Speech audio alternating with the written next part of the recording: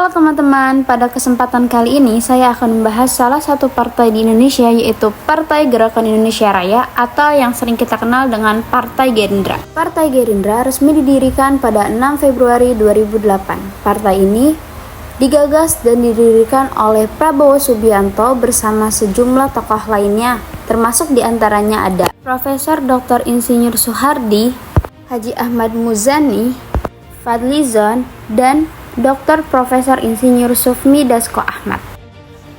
Partai ini lahir dari keprihatinan terhadap kemiskinan, ketimpangan, dan lemahnya keberpihakan kepada rakyat kecil. Gerindra mulai mengikuti pemilu di tahun 2009, lalu terus tumbuh pada pemilu 2014 dan 2019.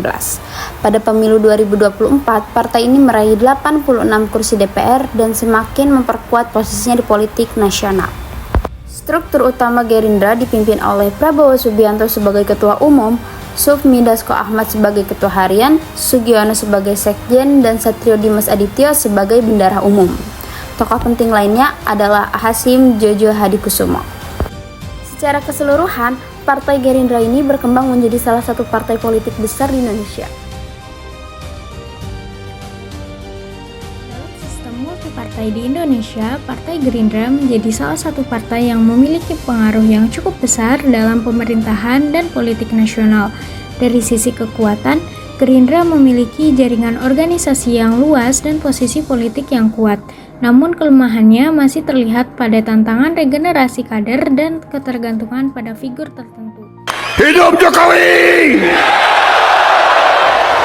Dalam sistem kaderisasi, partai melakukan pembinaan dan pendidikan politik untuk menyiapkan kader. Selain itu, peran perempuan juga mulai meningkat meskipun keterlibatannya dalam posisi strategis masih perlu diperkuat. Adanya parliamentary threshold turut memperkuat peluang partai besar di parlemen. Dari sisi kritik dan tantangan, Gerindra masih menghadapi potensi konflik internal, isu politik dinasti, kasus yang melibatkan kader, resiko penurunan elektabilitas, kaderisasi yang belum maksimal, serta keterlibatan perempuan yang masih perlu ditingkatkan. Partai Gerindra memiliki basis massa yang cukup kuat, terutama dari kalangan kelas menengah ke bawah seperti petani, buruh, pedagang kecil, dan pelaku UMKM. Selain itu, partai ini juga cukup banyak didukung oleh generasi muda yang menyukai gaya politik nasionalis dan tegas.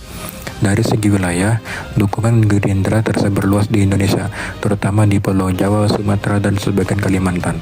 Jika dilihat dari pemilihnya, terdapat 3 kelompok utama, yaitu kalangan nasionalis, generasi muda seperti milenial dan Gen Z, serta kelas pekerja yang mengharapkan kebijakan pro rakyat.